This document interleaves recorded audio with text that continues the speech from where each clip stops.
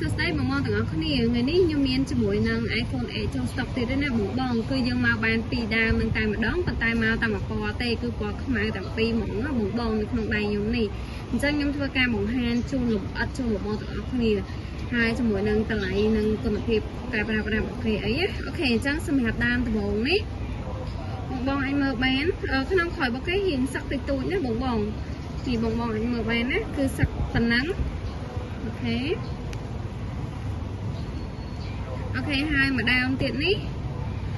គេយើងបែកទៅនេះបន្តិចបងស្ទើរទៅនឹងបន្តិចតែពេលបងទិញទៅខ្ញុំថែមសំទូរស័ព្ទឬក៏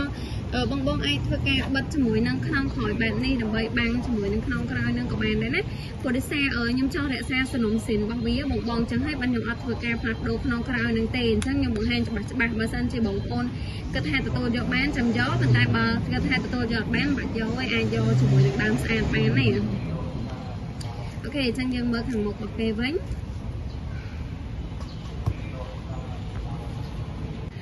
បងអញ្ចឹងសម្រាប់អេក្រង់ខាងមុខរបស់គេគឺបែបនេះណាបងពលឺចេញមកគឺភ្លឺច្បាស់ល្អមែនតើ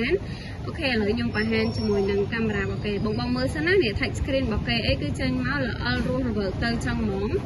ហើយអូខេជាមួយកាមេរ៉ារបស់គេវិញនេះបងមើលបានណាកាមេរ៉ារបស់គេគឺច្បាស់តេងចឹងតែម្ដងមិនថាថតរូបថតវីដេអូទេគឺចេញមកច្បាស់តេងមកអែមចឹងហ្មងបងចាហើយខ្ញុំថតកាមេរ៉ាស៊ីនបង្ហាញជូនបងប្អូនគ្នាណាអូខេហើយកាមេរ៉ាមុខរបស់គេវិញក៏ច្បាស់ល្អដែរបងមើលបានចាគេទៅមួយនេះគឺច្បាស់ទាំងកាមេរ៉ាមុខនិងកាមេរ៉ាក្រោយទៅតែម្ដងបងយកទៅអត់ខកចិត្តខកបំណងណាអូខេខ្ញុំបង្ហាញជាមួយនឹង setting របស់គេវិញអូខេអញ្ចឹងយើងមើល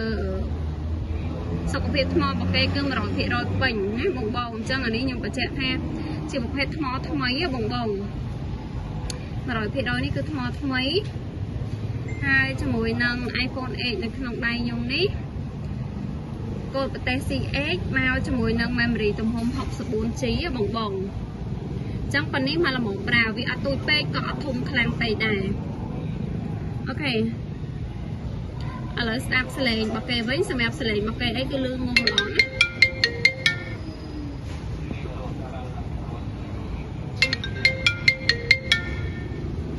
ដាក់ចង្អាយហ្នឹងហើយក៏សលេងគេលឺងុំច្បាស់ល្អដែរបងអញ្ចឹងសម្រាប់ iPhone 8ទាំងពីរដើមហ្នឹងបងអូខេឥឡូវខ្ញុំបង្ហាញមួយទៀតជូនអានេះម្ដាមទៀតម្ដាមដែរស្ទើរក្នុងក្រោយហ្នឹងណាបង touch screen អីក៏រស់រវើកដូចគ្នាដែរណាចា touch screen រស់រវើកឥឡូវយើងមើលកាមេរ៉ាគេវិញអូខេណាកាមេរ៉ារបស់គេចេញមកច្បាស់តេងហ្មងបងទាំងអស់គ្នាចាគេទៅកាមេរ៉ាគេច្បាស់មុខក្រោយមកអែមថតរូបថតវីដេអូអីក៏ដោយដែរណាអូខេតោះចឹងយើងទៅមើល setting របស់គេវិញចឹង iPhone 8 នេះកូដប្រទេស GA នេះហើយជាមួយនឹង memory ទំហំ 64 អញ្ចឹងទាំងពីរនេះ memory ទំហំ 64 ដូចគ្នាបងអញ្ចឹងឆ្លាញ់មួយណាយកមួយនឹងបានអូខេយើងទៅមើលភាគរយថ្មរបស់គេវិញ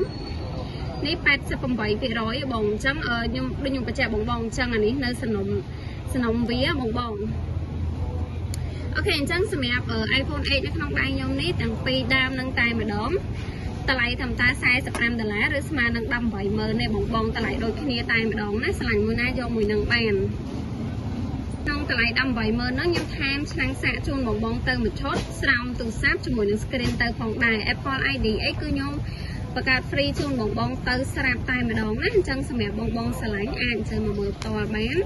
សម្រាប់ទីតាំងលក់នៅខេត្តបាត់ដំបងផ្សារពពកនៅក្នុងផ្សារបងតាមខេត្តខ្ញុំផ្ញើបានគ្រប់ខេត្តតែម្ដងអត់បានដល់ដៃទូទៅមួយខេត្តនឹងជូនក៏បានដែរសម្រាប់ព័ត៌មានថែមឆាប់សួរបានណាអរគុណ